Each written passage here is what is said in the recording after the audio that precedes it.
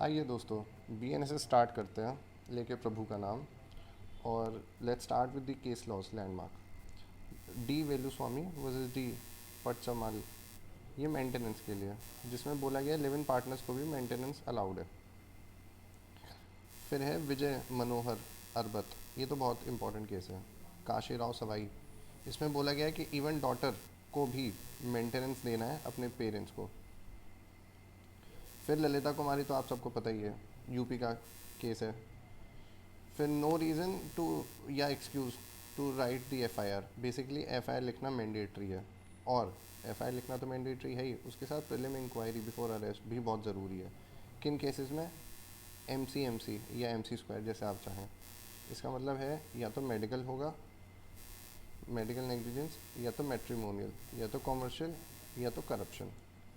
ठीक है, इनसे रिलेटेड जो है उनमें prelim inquiry is almost mandatory before the arrest. और है delay in filing the FIR doesn't weaken the prosecution's case. ठीक है, भले ही डिले हो गया है मगर तो क्या हुआ, क्राइम तो हुआ ही है ना। इसलिए एफआईआर की ड्यूरेशन से कि ये बहुत बाद में हुआ है डजन मैटर। और अगर ड्यू डिले है तो प्रीलिम इंक्वायरी तो और ज़्यादा होनी चाहिए, क्योंकि उससे पता चलता है कि ये कहीं मेलाफाइड इंटेंशन से तो नहीं फाइल की गई है एफआईआर, इसलिए प्रीलिम इंक्वायरी ज़रूरी हो जाती है अगर ज़्यादा ही डिले हो गया है तो। ठीक है, तो आपको याद रखना है, एक तो लिव इन वाला, एक आपको याद रखना है डॉटर पेरेंट्स को दे सकती है मेंटेनेंस, एक आपको याद रखना है एमसी स्क्वायर जिसमें प्रीलिम इंक्वायरी होगी ललिता कुमारी में, एफआईआर मैंडेटरी है। और delay in FIR doesn't weaken the prosecution, ठीक है, क्योंकि प्रीलिम इंक्वायरी उस पर भी होगी। ठीक है, फिर हम करते हैं इसमें सकीरी वासु वर्सेस यूपी। इसमें बोला गया है कि जो फर्दर इन्वेस्टिगेशन है वो ऑर्डर की जा सकती है मजिस्ट्रेट के द्वारा, अगर उसे लगे इनसफिशिएंट, मतलब इंक्वायरी इनसफिशिएंट है या प्रॉपर नहीं हुई है। तो Sakiri Vasu is basically for further inquiry, अगर मजिस्ट्रेट डिससेटिस्फाइड है प्रीवियस इंक्वायरी से। और फिर आएगा हमारा पंडित। पंडित कौन से? परमानंद कटारा जी। ठीक है, यून ऑफ इंडिया। इसमें बोलेगा फर्स्ट एड प्राइमरी ऑब्लिगेशन है किसी भी हॉस्पिटल का, जो आपने देखा होगा ना किसमें, मुन्ना भाई एमबीबीएस में, कि ए सर्किट, ये बंदा ऐसे क्यों पड़ा हुआ है स्ट्रेचर पे, इसका इलाज क्यों नहीं हो रहा, क्योंकि पहले बहुत लंबा प्रोसीजर होता था इसलिए। बट अब सुप्रीम कोर्ट ने बोल दिया है फर्स्ट एड देना मैंडेटरी, उसके बाद आप ऑब्लिगेशंस वगैरह जो है उन्हें फुलफिल करेंगे जितनी भी रिक्वायरमेंट्स हैं। तो let's start with the first section, जो कि बोलता है हमारा short title, extend and commencement. तो पहला क्लॉज बताएगा टाइटल के बारे में। टाइटल क्या है? बीएनएसएस हमें पता है 2023 का है। एक्सटेंड क्या है इसकी? एक्सटेंड ऑल ओवर इंडिया है, बस किस पे नहीं है? नागालैंड और ट्राइबल एरिया। और ट्राइबल एरिया भी कौन से? जो असम के अंडर आते थे, कब? 21 जनवरी 1972 में। ठीक है, एक्सक्लूडिंग दी शिलोंग, शिलोंग नहीं आता, याद रखना है, शिलोंग की म्यूनसिपैलिटी नहीं आती है। फिर उसके बाद जो स्टेट गवर्नमेंट है वो भले ही चाहे तो होल या in part of the notification से इसको मॉडिफाई कर सकती है, जो भी स्टेट गवर्नमेंट चाहे। ठीक है ना, नागालैंड की हो या बाकी जो ट्राइबल एरियाज है वहाँ की स्टेट गवर्नमेंट। और फिर आएगा हमारा कमेंसमेंट। कमेंसमेंट कैसे है, कब से कमेंस टू फोर्स? जब से सेंट्रल गवर्नमेंट बोलेगी। तो इसलिए ये आया है हमारा 1 जुलाई 2024 से। और प्रेसिडेंट से असेंट कब मिल गई थी? 25 दिसंबर 23, मतलब जो क्रिसमस वाला डे था। अब जूम कर लेते हैं थोड़ा सा आपके लिए, दिख रहा है? गुड। डेफिनेशंस पे आता है, जल्दी जल्दी डेफिनेशन करेंगे कि है तो बहुत सारी। तो जो नई ऐड हुई है वो बता दूँ सबसे पहले। एक तो ये नई ऐड हुई है, फिर एक ये ऐड हुई है नई, और एक ये ऐड हुई है नई। ये नई ऐड हुई है। अब याद करने का तरीका बता दो। जो ऑडियो वीडियो है वो ए क्लॉज ही है, बी से बेल है, ये बी क्लॉज है। बेलेबल नॉन बेलेबल ऑफेंस का है सी। बॉन्ड, बेल बॉन्ड का है डी। और ई है इसका बॉन्ड का खाली, इसका है डी। फिर कॉग्निजेबल ऑफेंस जो है इसका है जी। कैसे याद रहेगा? इससे, जी से। कंप्लेंट का है एच। इलेक्ट्रॉनिक कम्युनिकेशन का है आई। फिर हाई कोर्ट का है जे। एक बार पहले अल्फ़ाबेट्स आपको बता दूँ, उसके बाद बताऊंगा मैंने कैसे याद किया है। इंक्वायरी का है के। इन्वेस्टिगेशन का है एल। जुडिशल प्रोसीडिंग का है एम। एन, और नॉन कॉग्निजेबल का है ओ, ऑफेंस का है क्यू, पुलिस रिपोर्ट का है, रिपोर्ट है ना, तो ये आर है इसका, पब्लिक प्रोसिक्यूशन का है वी, विक्टिम का है वाई, वारंट केस का है जेड, समन का है एक्स। अब शॉर्ट ट्रिक्स क्या है इसको याद करने की, तो ए से ए तो याद ही रहेगा, बी से बी याद रहेगा, ये आपको याद करना पड़ेगा। क्यों? क्योंकि ऑफेंस स दिख रहा है आपको सी वाला, है ना, तो ऑफेंस आएगा। फिर डी तो मैंने आपको बता ही दिया इसमें, डी वाला। फिर जी, तो ये जी हो गया। और बेल बॉन्ड है तो उसके बाद बेल वाला इसमें आ गया, तो इसलिए ई हो गया ये, D E, A B C D E F G, G हो गया। फिर एच कंप्लेंट, हाँ मैंने कंप्लेंट किया, ठीक है ना, एच से बोलना है हाँ हाँ मैंने कंप्लेंट किया। और आई से क्या, आई यूज़ इलेक्ट्रॉनिक कम्युनिकेशन, मतलब आई यूज़ व्हाट्सएप, इस तरीके से। फिर हाई कोर्ट का जे, क्यों? क्योंकि जून में छुट्टी रहती है, जून में ऑफ रहता है हाई कोर्ट, इसलिए। अब लॉजिकल है या नहीं वो पता नहीं, बट याद करने का तरीका है, एक दो बार बोलिए आपको याद हो जाएगा। जे से हाई कोर्ट, जून में ऑफ रहता है। फिर इंक्वायरी, के एल, ये दोनों साथ में, इंक्वायरी और इन्वेस्टिगेशन। इसमें भी अगर आप कंफ्यूज ना हो तो इंक्वायरी, ये क्वायरी है ना, क आता है ना इसमें, और ये भी क ही है, तो इसलिए मैंने क से याद किया, इंक्वायरी और के से है। फिर उसके जस्ट बाद आ जाता है इन्वेस्टिगेशन हमारा, एल से, बहुत लॉन्ग होती है ना इन्वेस्टिगेशन, इसलिए। फिर जुडिशल में आएगा एम, ठीक है, माई जुडिशल प्रोसीडिंग्स है, क्योंकि मैं जज बनूंगा, ऐसे आप बोलिए, तो माई जुडिशल प्रोसीडिंग्स। फिर आएगा आपका ओ से, ओ मैंने कैसे याद किया, नॉन कॉग्निजेबल ऑफेंस, ठीक है, तो ओ, तीन तीन ओ आ गए नॉन में, इसलिए। और फिर आएगा आपका ये ऑफेंस, ऑफेंस मतलब ओ से ऑफेंस है ना, तो क्यों किया ऑफेंस ये मेरे साथ, इसलिए क्यों है ये, क्यों किया ऑफेंस मेरे साथ। फिर आएगा आपका पुलिस रिपोर्ट, तो ये रिपोर्ट होता है ना, ये आ गया आपका, वैसे आर नहीं है, सॉरी, दिस इज़ टी, ठीक है, report, so this is T. फिर आता है आपका पब्लिक प्रोसिक्यूशन की विक्ट्री होगी, हम चाहते हैं ना पब्लिक प्रोसिक्यूशन को जस्टिस मिले, इसलिए स्टेट को, तो इसलिए वी से विक्ट्री, या वी से वकील साहब भी आप कर सकते हो, पब्लिक प्रोसिक्यूटर वकील साहब है इसलिए। और why it happened with the victim only, why me only, victim बोल रहा है वाई मी, मेरे साथ क्यों है ऐसा, इसलिए वाई।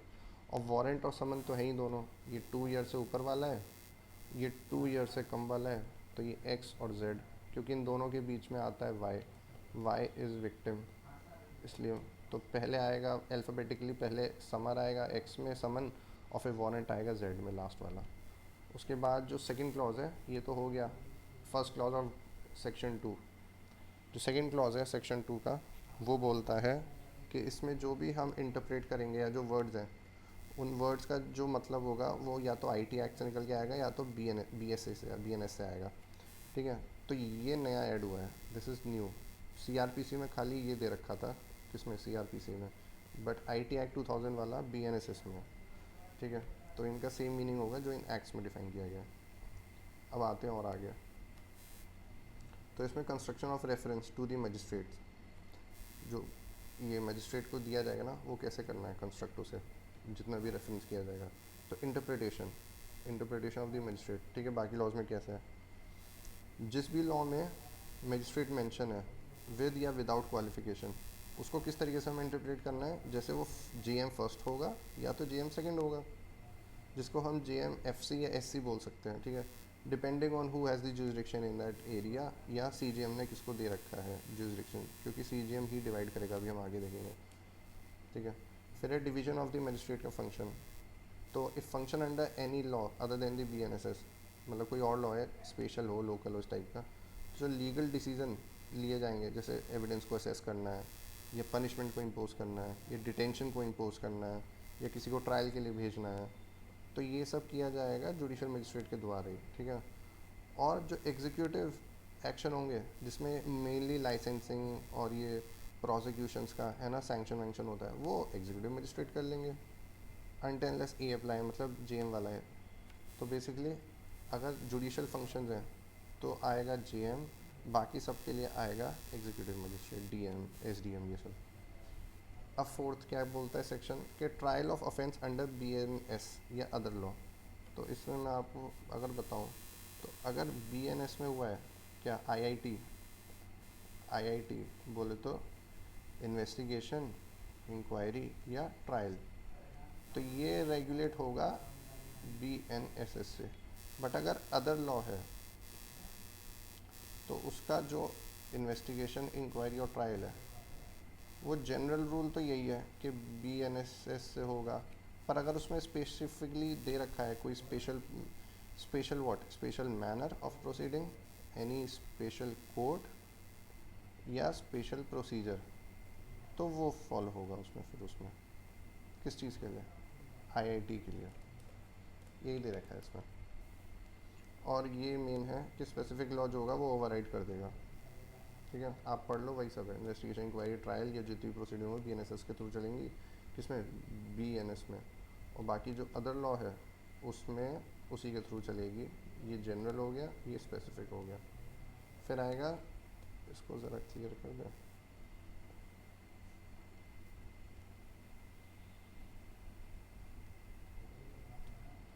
ठीक है,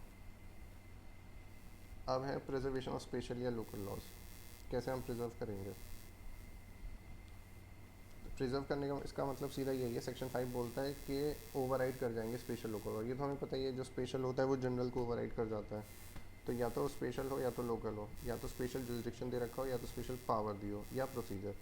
तो क्या है लॉ में? या तो जुरिस्डिक्शन, या तो पावर, या तो प्रोसीजर। अगर दे रखा है तो वो ओवरराइड कर जाएगा किसको? बीएनएसएस, जो हम पढ़ रहे हैं।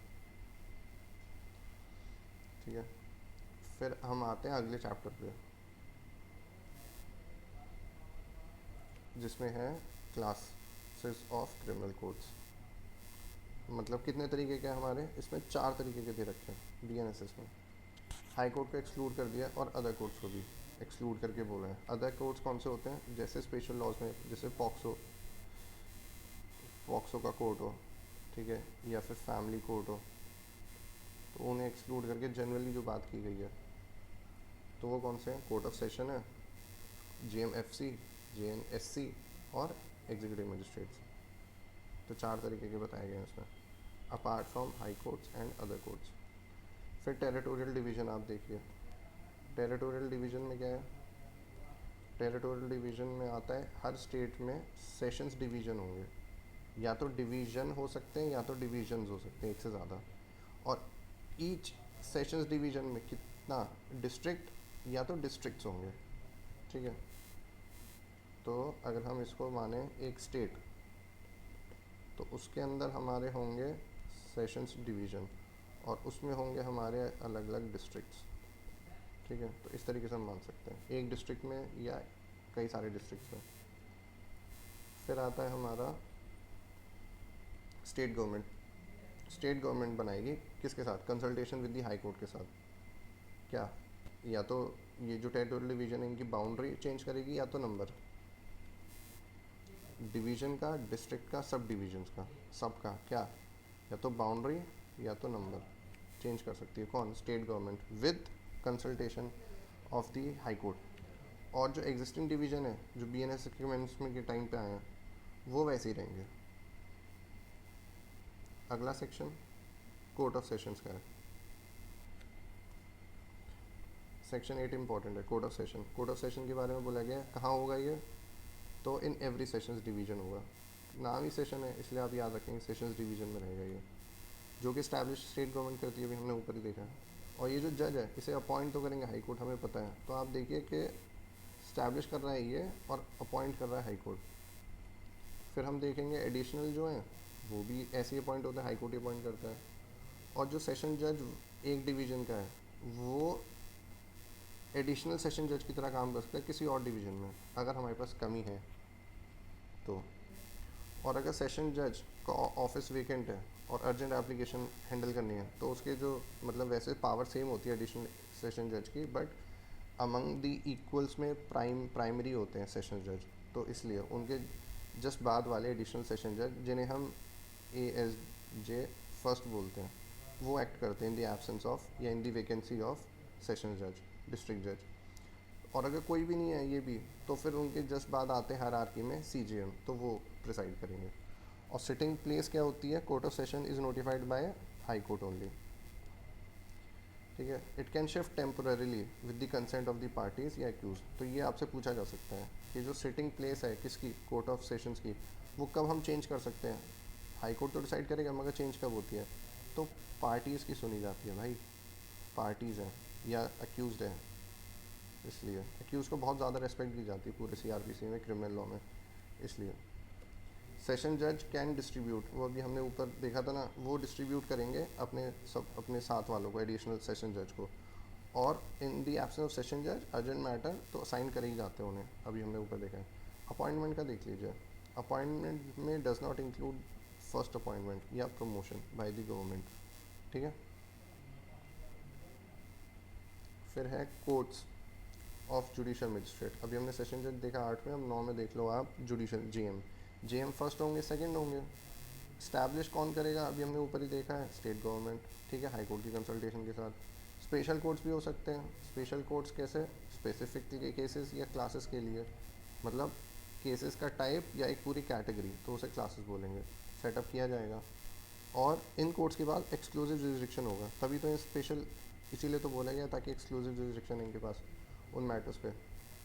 फिर जो हाई कोर्ट है वो अपॉइंट करेगा प्रिसाइडिंग ऑफिसर, ठीक है। यहाँ जेएम्स की बात हो रही है तो सीजेएम नहीं करेगा, यहाँ हाई कोर्ट करेगा, याद रखना, ना कि सीजेएम। फिर हाई कोर्ट और क्या कर सकता है, हाई कोर्ट की दो चीज़ें दे रखी हैं, एक तो अपॉइंट करेगा प्रिसाइडिंग ऑफिसर्स को, और हाई कोर्ट देगा magistrate power to whom, to civil जज, जो सिविल कोर्ट के जज है ना, from the state judicial service. कोई भी मेंबर है अगर स्टेट जुडिशल सर्विसेज का, उसको मजिस्ट्रियल पावर दे सकते हैं सिविल कोर्ट के जज वाली, ठीक है। फिर है सीजीएम, अब सीजीएम की बात आ गई हमारे पास, तो हमने 8वां देखा था, 8th सेक्शन था सेशंस का, 9 था जुडिशल मजिस्ट्रेट्स का, और 10th है सीजीएम का। तो हाई कोर्ट अपॉइंट करेगा इन्हें, 1 सीजीएम पर डिस्ट्रिक्ट, एक डिस्ट्रिक्ट में एक ही होगा क्योंकि चीफ लिखा हुआ है। फिर हाई कोर्ट ही अपॉइंट करेगा एडिशनल सीजीएम्स को भी, जिनकी पावर भी सिमिलर ही होती है। फिर हाई कोर्ट डेजिग्नेट कर देगा एक सब डिविजनल जीएम को। तो आप देख रहे हैं हाई कोर्ट क्या क्या कर रहा है, सीजीएम, एडिशनल सीजीएम, या फिर सब डिविजनल जीएम, ये देखिए आप। और जो सब डिविजनल जीएम है उसके पास सुपरवाइजरी पावर होगी किस पे, अदर जीएम्स पे जो उसकी सब डिवीज़न में आएंगे, क्योंकि वो उस सब डिवीज़न का चीफ है एकदम, और वो भी उस तरीके से जैसे स्पेसिफाई करेगा हमारा हाई कोर्ट। फिर है स्पेशल जुडिशल मजिस्ट्रेट, तो special judicial magistrate high court confer करेगा किस पे, जेएम पे, ये वाली पावर अगर गवर्नमेंट रिक्वेस्ट करेगी तो हाई कोर्ट ही करता है मोस्टली, ये जो पावर है ना स्टैब्लिश करेंगी स्टेट गवर्नमेंट्स, बट जितनी भी एम्पावरमेंट है, अपॉइंटमेंट है, वो सब करेगा हाई कोर्ट। तो हाई कोर्ट कन्फर करेगा जीएम के ऊपर ये वाली पावर, स्पेशल जेएम वाली, ऑन द गवर्नमेंट ऑफिसर, या फिर जो एक्स ऑफिसर्स हैं अगर उनके पास एडिक्वेट एक्सपीरियंस या क्वालिफिकेशन है, किसके लिए, स्पेसिफिक केसेस एरियाज़ के लिए। फिर है सच मजिस्ट्रेट, जो स्पेशल जुडिशल मजिस्ट्रेट है, इसी को बोला जाएगा स्पेशल जेएम, और appoint for the term not exceeding 1 year at a time, एक बार में खाली 1 साल के लिए। तो जो स्पेशल जीएम है इन्हें हाई कोर्ट अपॉइंट करेगा कितने टाइम के लिए, 1 ईयर एट अ टाइम, ठीक है। फिर दोबारा करना होगा तो फिर से 1 साल के लिए करेगा, ठीक है। अब सेक्शन 12 लोकल जुरिस्डिक्शन, तो लोकल जुरिस्डिक्शन किसका, जीएम का। तो अभी हम क्योंकि जीएम ही पढ़ रहे हैं, कहाँ से, 9 से, 9 से हमने जीएम पिक करा, 10 में सीजीएम किया, 11 में स्पेशल जीएम किया। अब इन सब का हम देखेंगे लोकल जुरिस्डिक्शन, और फिर अगले में देखेंगे इनका सबऑर्डिनेशन, जो हायरार्की होती ना वो। तो लोकल जुरिस्डिक्शन आप देखिए पहले, इसमें लिखा हुआ है सीजीएम, सीजीएम डिफाइन करता है लोकल जो एरिया लिमिट्स होंगी ना, जुरिस्डिक्शन लिमिट्स होंगी मजिस्ट्रेट की, अंडर सेक्शन 9 और 11। 11 में स्पेशल है और 9 में नॉर्मल जीएम है, क्योंकि 10 में तो सीजीएम खुद ही था इसलिए। तो jurisdiction x tends through out the district unless otherwise defined, तो ये हमें पता ही है, एसडीएम जैसा नहीं होता, यहाँ पे पूरे डिस्ट्रिक्ट का मैटर आता है अलग अलग जीएम्स के पास। फिर है if a magistrate area spans more than 1 district, तो रेफरेंस टू दी CGM या फिर उनसे भी बड़े court of sessions refer to those having jurisdiction over the area concern. तो रेफ़र किया जा सकता है CGM को या फिर कोर्ट ऑफ सेशंस को अगर एक से ज़्यादा डिस्ट्रिक्ट्स हैं तो, क्योंकि ये इनके सीनियर है ना, इसलिए नॉर्मल GM के सीनियर CGM है, उनके भी सीनियर कोर्ट ऑफ सेशन जज हैं इसलिए। तो 11th पे आते हैं जो है सबॉर्डिनेशन ऑफ GM। तो सबॉर्डिनेशन ऑफ GM कैसा होता है? ऑल GM, ऑल देखिए क्या लिखा हुआ है, ऑल GM किसके सबॉर्डिनेट है? CGM के। कहाँ का? CGM of the district. तो जितने भी GM हैं वो सेशन जज के सबॉर्डिनेट तो हैं ही, और CGM के भी सबॉर्डिनेट हैं। CGM इशू कर सकता है उन्हें रूल या order for the distribution of business, जो मैंने अभी ऊपर बताया था कि कौन डिस्ट्रीब्यूट करेगा, CGM करेगा अमंग द मजिस्ट्रेट्स, क्योंकि वो उसके सबऑर्डिनेट है इसलिए। अब एग्जीक्यूटिव मजिस्ट्रेट्स पे आते हैं। बोर मत होना यार। एग्जीक्यूटिव मजिस्ट्रेट्स का खेल क्या है? एग्जीक्यूटिव मजिस्ट्रेट का खेल है स्टेट गवर्नमेंट इन्हें अपॉइंट करेगी मज़े से, ईच डिस्ट्रिक्ट में करेगी, कोई भी ऐसा डिस्ट्रिक्ट नहीं होगा जहाँ एग्जीक्यूटिव मजिस्ट्रेट ना हो, और उन्हीं में से एक को हम DM तो बना ही देते हैं, UPSC क्लियर करके आते हैं। फिर है it can also appoint additional DM जो होते हैं ना, एडिशनल DM डेलीगेटेड पावर्स के साथ। एक DM होगा सारे EM में से और बाकी सारे ADM टाइप होंगे। और अगर DM वेकेंट है तो उसके जो सक्सेसर है कोई एक जो सीनियर मोस्ट ADM होंगे उन्हें उनकी जगह बिठा दिया जाएगा टेम्प्रेरी टाइम के लिए। फिर मजिस्ट्रेट में be placed in charge of the sub division, जिसे हम सब डिविजनल मजिस्ट्रेट बोलेंगे, SDM। ठीक है, तो आप याद रखेंगे पहले DM होंगे, फिर ADM होंगे जो इनकी जगह जा सकता है अगर ये एब्सेंट है, और उनसे नीचे होंगे सब डिविजनल लेवल पे SDM। तो SDM के बाद डिस्ट्रिक्ट का थोड़ा सा एरिया होता है, DM और ADM के पास पूरा डिस्ट्रिक्ट होता है।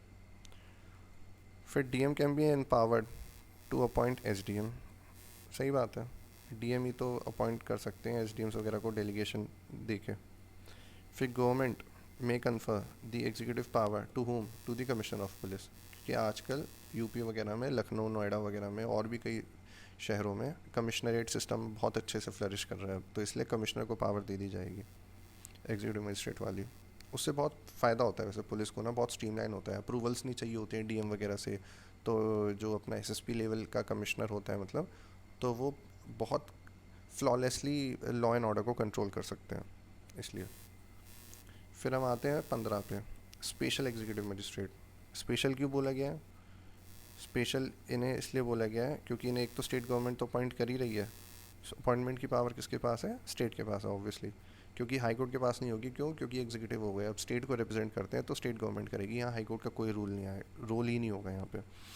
ठीक है, तो स्पेशल एग्जीक्यूटिव मजिस्ट्रेट में इंक्लूड होंगे पुलिस ऑफिसर SP के ऊपर वाले, तभी उन्हें स्पेशल बोला जाएगा। आप याद कर सकते हैं S से स्पेशल और SP से ऊपर रैंक वाले को ही हम स्पेशल ऑफिसर बनाएंगे, जो स्टेट के पुलिस ऑफिसर होंगे। किसके लिए? स्पेसिफिक पर्पस के लिए, इसीलिए तो स्पेशल बोला है क्योंकि स्पेसिफिक कुछ स्पेशल फंक्शन है इनका, और उन्हें power similar to executive magistrate दे दी जाएगी, तभी वो काम कर पाएंगे, अपने फंक्शन परफॉर्म कर पाएंगे, ये तो ऑब्वियस है। फिर हम आते हैं सेक्शन 16 लोकल जुरिसडिक्शन पे। लोकल जुरिसडिक्शन कैसे? जैसे हमने उसमें देखा था जेम्स में लोकल जुरिसडिक्शन देखा था और फिर सबऑर्डिनेशन देखा था उनका, तो ऐसे यहाँ पे तो जुरिसडिक्शन DM के पास तो भाई पूरा डिस्ट्रिक्ट ही होता है, लोकल एरिया होता है ना, with in which executive magistrate can exercise the power, state government के कंट्रोल के अंदर तो आते ही हैं। और अगर नॉट स्पेसिफिकली डिफाइंड है तो मजिस्ट्रेट का जुरिसडिक्शन होता है थ्रू आउट द डिस्ट्रिक्ट, जो मैं भी आपसे कह रहा था। ठीक है, या तो स्टेट गवर्नमेंट बता दे, नहीं तो भाई पूरा डिस्ट्रिक्ट में रहेगा। फिर उसके बाद आता है सबॉर्डिनेशन। तो इसमें हमें पता ही होगा कि जितने भी एग्जीक्यूटिव मजिस्ट्रेट हैं वो DM साहब के अंदर आते हैं, और जो सब डिवीज़न पे हैं एक्सेप्ट दी मतलब SDM, वो भी सबॉर्डिनेट होते हैं DM साहब के। तो ओवरऑल जो कंट्रोल होता है ना वो DM साहब का रहता है सारे एग्जीक्यूटिव मजिस्ट्रेट्स पे, इसलिए DM उनके लिए इश्यूज भी कर सकते हैं, रूल्स या ऑर्डर्स कैसे काम करना है, क्या काम करना है, और डिस्ट्रीब्यूट भी करेंगे, एलोकेट कर देंगे बिजनेस। जैसे CGM करता है GMs को, ऐसे ही DM करेगा एग्जीक्यूटिव मजिस्ट्रेट्स के लिए जितने भी उनके सबॉर्डिनेट हैं। तो ये तो हमने सारे कोर्ट्स देख लिए, मजिस्ट्रेट्स देख लिए मतलब। अब हम आ रहे हैं पब्लिक प्रोसिक्यूटर्स पे। ये चैप्टर थोड़ा सा टाइम टेकिंग होगा, जिसमें हम देखेंगे 18 में पब्लिक प्रोसिक्यूटर PP साहब, फिर हम देखेंगे असिस्टेंट PP साहब, या एपीओ बोलो, फिर डायरेक्टोरेट देख लेंगे सीधा प्रोसिक्यूशन का, और ये चैप्टर ख़त्म हो जाएगा। तो आइए करें। पब्लिक प्रोसिक्यूटर है, हाई कोर्ट अपॉइंट करता है पब्लिक प्रोसिक्यूटर को। तो सबसे पहली बात, हु अपॉइंट्स? हमारा हाई कोर्ट अपॉइंट्स। यहाँ स्टेट का रोल थोड़ा कम रहता है रिलेटिवली। तो पीपी हो चाहे एडिशनल पीपी हो, उन सबको सेंटर स्टेट गवर्नमेंट अपॉइंट करती है अपने अपने हिसाब से। किसके कंसल्टेशन में? हाई कोर्ट के कंसल्टेशन में। उनके बिना कर ही नहीं सकती है। किस लिए? ताकि वो हैंडल करें केस हाई कोर्ट में। ठीक है, तो हाई कोर्ट में तो ऐसे पॉइंट होगा। और फिर दिल्ली में तो हमें पता ही है, दिल्ली यूटी है, इसलिए सेंट्रल गवर्नमेंट आएगी, इसलिए दिल्ली हाई कोर्ट को कंसल्ट किया जाएगा। दिल्ली का अपना हाई कोर्ट है। फिर सेंट्रल गवर्नमेंट अपॉइंट करेगी पीपी। कहाँ? डिस्ट्रिक्ट में, लोकल एरियाज़ में। यहाँ है मे, याद रखिएगा, सेंट्रल गवर्नमेंट में आता है may. For whom? PP at district या लोकल एरिया। मगर जब स्टेट आएगी, स्टेट में आता है shall. State shall appoint PP APP for every district, हर डिस्ट्रिक्ट में। ये तो मैंडेटरी हो गया स्टेट वाला, और सेंटर का है मे, अगर वो चाहे या ना चाहे। इसलिए क्योंकि वो सेंटर को ज़्यादा इंटरवीन नहीं करना ना स्टेट गवर्नमेंट्स में। यूटी हो तो चलता है, बट स्टेट गवर्नमेंट्स में ज़्यादा इंटरवीन नहीं करना, इसलिए ज़रूरत पड़ेगी में तो करेंगे। ऐसे ही सेम पीपी या एपीपी में सर्व इन मल्टीपल डिस्ट्रिक्ट्स, क्योंकि ज़्यादा ही बेस्ट परफॉर्मिंग है या पॉसिटी है हमारे पास, तो हम एक से ज़्यादा डिस्ट्रिक्ट में भी भेज देंगे सिम एक ही पीपी या पीपी साहब को। फिर हमारा ये बनते कैसे हैं आपको पता ही होगा, पैनल वाली बात। पैनल में डीएम साहब से थोड़ा कांटेक्ट रखना पड़ता है, तो डीएम साहब in consultation with the session जज डीजे सर के साथ वो तैयार करेंगे पैनल, जिसमें सूटेबल कैंडिडेट्स होंगे। इसका एक एक्सेप्शन है, जो कि ये है कार्डर सिस्टम। जैसे एपीयू का अलग से एग्ज़ाम होता है ना, अगर अलग से कार्डर बन रहा है, एग्ज़ाम हो रहा है, तो वहीं से आएंगे। अगर नहीं हो रहा एग्ज़ाम तो फिर पैनल की ज़रूरत पड़ती है। इसलिए पहले शुरू में एग्ज़ाम नहीं होते थे, अलग से पैनल ही बनते थे। इसलिए तो पैनल आएगा, अदरवाइज़ अगर कार्डर है तो कार्डर रहेगा। और वो उसमें आपको पता है स्टेट गवर्नमेंट अपॉइंट करती है जो एग्ज़ाम कंडक्ट होता है। फिर है हमारा रेगुलर कार्डर, एक्सेप्शन तो है ही, जो भी बताया मैंने। रेगुलर कार्डर एग्जिस्ट करेगा तो अपॉइंटमेंट उसी तरीके से होगा, और कोई सूटेबल नहीं है बंदा तो डीएम के पैनल से आ जाएगा। अगर एग्ज़ाम कंडक्ट कराया है, कोई भी सूटेबल, कोई पास ही नहीं हुआ है, तो पैनल से ही ले लेंगे फिर दोबारा। इसमें एक्सप्लेनेशन दे रखी है, रेगुलर कार्डर क्या होगा और प्रोसिक्यूटिंग ऑफिसर क्या होगा, पीओ, एपीओ, पीओ जो होते हैं।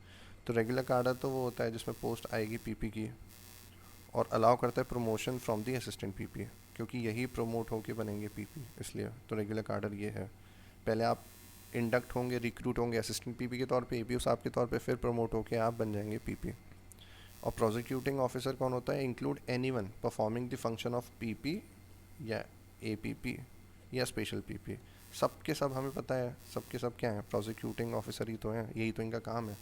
चाहे पब्लिक प्रोसिक्यूटर हो, चाहे एडिशनल हो, चाहे असिस्टेंट हो, कैसे भी हो, चाहे स्पेशल हो। तो ये डेफिनेशन में आप याद रखेंगे। ये दो डेफिनेशंस कहाँ दी रखी हैं एक्सप्लेनेशन में ऑफ सेक्शन 18। एलिजिबिलिटी क्या है? ये तो बहुत अच्छा क्वेश्चन है प्री का। 7 ईयर की प्रैक्टिस होनी चाहिए, ठीक है, as an advocate. Special PB के लिए भाई आप स्पेशल हैं, स्पेशल काम दिए जा रहे हैं, तो आपकी रिक्वायरमेंट थोड़ी ज़्यादा रहेगी, तो 10 साल की है। और विक्टिम भी एंगेज कर सकता है अपना ओन लॉयर, ठीक है, टू असिस्ट दी प्रोसिक्यूटर। अगर उसे लग रहा है प्रोसिक्यूटर साहब पे बहुत बर्डन है, या उतने अच्छे से काम नहीं कर पा रहे, या जो भी है रीज़न उसका सेटिस्फाइड नहीं है, तो वो अपना भी एक लॉयर असिस्ट करा सकता है, चिपका देगा पीपी साहब के साथ या एपीपी जो भी उसे रिप्रेजेंट कर रहे हैं, कि सर इनकी हेल्प और ले लो, ये बहुत अच्छे से जानते हैं, या ये हमारे बचपन से हमारे फैमिली लॉयर हैं इस तरीके से। तो विक्टिम भी कर सकता है, ये भी राइट दे रखा है। और फिर एक्सपीरियंस का जो इक्विवेलेंस है, जो टाइम सब हुआ है ना किसी भी तौर पे, चाहे पीपी के तौर पे एपीपी, वो सब काउंट हो गएंगे प्रैक्टिस के लिए। कहाँ? 7 ईयर के लिए या 10 किस लिए था? स्पेशल के लिए था, और 7 तो जनरल था ही। अब सेकेंड लास्ट सेक्शन रह गया इस चैप्टर का हमारा, तो असिस्टेंट पीपी साहब, एपीओ साहब, तो स्टेट गवर्नमेंट अपॉइंट करेगी इन्हें। किसके लिए? मजिस्ट्रेट के कोर्ट के लिए, हर डिस्ट्रिक्ट में। ऐसा कोई डिस्ट्रिक्ट नहीं रहेगा जहाँ पे बताओ असिस्टेंट पीपी ही नहीं है, इसलिए। और सेंट्रल गवर्नमेंट अभी बताया था मे कर सकती है एपीपी पर्टिकुलर केसेस के लिए, अगर ज़रूरत पड़ेगी तो, इसलिए जनरली नहीं, पर्टिकुलर केसेस के लिए। और इन दी एब्सेंस ऑफ एपीपी कौन होगा स्पेसिफिक केस के लिए? डीएम तो है ही। डीएम ने जैसे पैनल बनाया था, यहाँ पे डीएम किसी और को अपॉइंट कर सकता है, मगर कैसे? After giving the notice of 14 days to whom? To the state government. But police officer नहीं बन सकता. कोई भी बन सकता है. कहाँ क्या लिखा है? ये appoint another person but it can not be. ये राइडर है, लिमिटेशन है. जिसने या तो इन्वेस्टिगेशन में पार्ट किया है. क्यों? क्योंकि ये वायलेट कर देगा किसको? प्रिंसिपल ऑफ नेचुरल जस्टिस को. इसलिए कॉन्फ्लिक्ट ऑफ इंटरेस्ट हो जाएगा. तो या तो जिसने इन्वेस्टिगेशन में पार्ट लिया है, या तो वो इंस्पेक्टर से बिलो रैंक का है. मतलब समझ रहे हो आप, एप्टीट्यूड शायद हो सकता है उतना ना हो. तो इसलिए आप याद रखेंगे या तो इन्वेस्टिगेशन या तो इंस्पेक्टर. इंस्पेक्टर इन्वेस्टिगेशन, आई दो लिमिटेशंस है इसके ऊपर कि डीएम साहब 14 दिन का नोटिस देके इन दोनों को नहीं बना सकते आप. ठीक है, APP.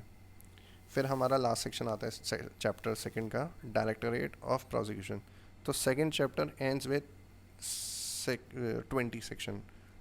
Second chapter 20th section. ये थोड़ा याद रहेगा आपको कौन से सेक्शन पे हमारा ख़त्म होता है. फिर हम करते हैं डायरेक्टरेट में आएगा स्टैब्लिशमेंट. कैसे इस्टेब्लिश होंगे? स्टेट गवर्नमेंट करेगा. हर जगह इस्टेब्लिश करेगा स्टेट गवर्नमेंट. हाई कोर्ट कुछ इस्टेब्लिश नहीं करता, वो अपॉइंट कर देगा, एम्पावर कर देगा. इस्टेब्लिश हमेशा स्टेट गवर्नमेंट करेगी. तो स्टेट गवर्नमेंट क्या करेगी? स्टेट में बना देगी डायरेक्टरेट और डिस्ट्रिक्ट में बनाएगी.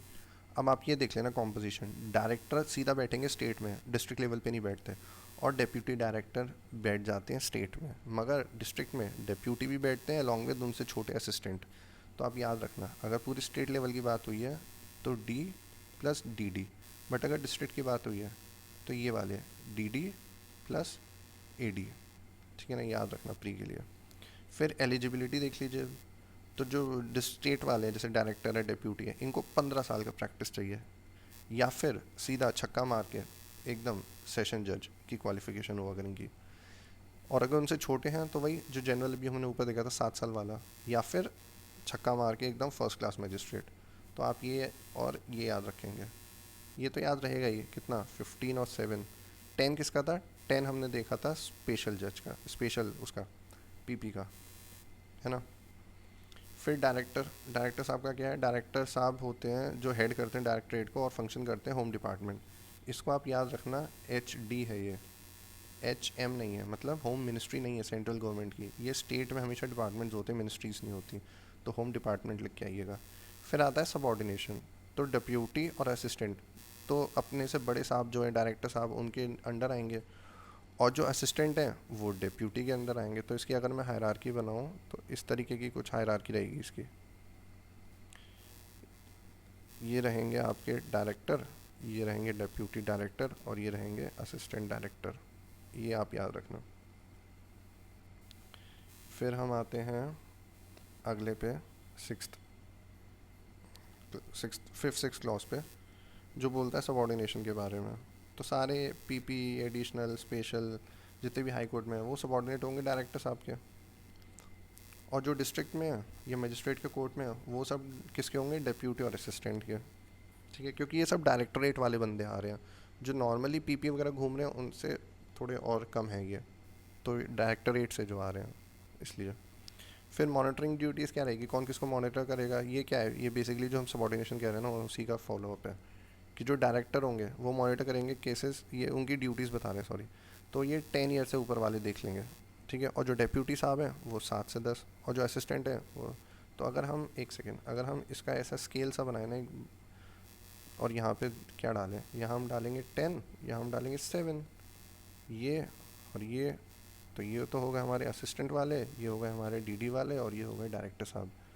ठीक है, ये डायरेक्टर साहब हो गए, ये असिस्टेंट वाले हो गए और जो बीच में रह गए ये हमारे डीडी साहब हो गए. तो आपको 7 और 10 याद रखना है. ठीक है. अब जनरल पावर्स पे अगर हम आएँ तो all 3 can handle all proceedings. आप समझ रहे? ऑल 3 किसकी बात हो रही है अंडर BNSS? ऑल 3 जो ऊपर वाले डायरेक्टर है ना, तीनों के तीनों, ये तीनों के तीनों ऑल प्रोसीडिंग देख सकते हैं BNSS के अंदर. और जो फर्दर पावर है वो नोटिफाई स्टेट गवर्नमेंट कर देगी. और जितनी पावर देते रहेंगे उतना कम है भाई ऐसा. तो जितना मन करेगा स्टेट गवर्नमेंट का उतना दे सकती है as per the case, as per the requirement. And में हम एक्सक्लूड कर रहे हैं किसको? एडवोकेट जनरल हमारी स्टेट के जो एजी साहब हैं वो सब्जेक्ट नहीं होंगे इन सब के. जब वो पीपी की तरह काम करेंगे, वो बाप हैं सबके, तो वो बाप की तरह ही रहेंगे. तो we ended with the second chapter and the first chapter. Do let me know कैसा लगा आप लोगों को, प्लीज़ बताइएगा. so that we can incorporate your suggestions in the next lecture. Thank you.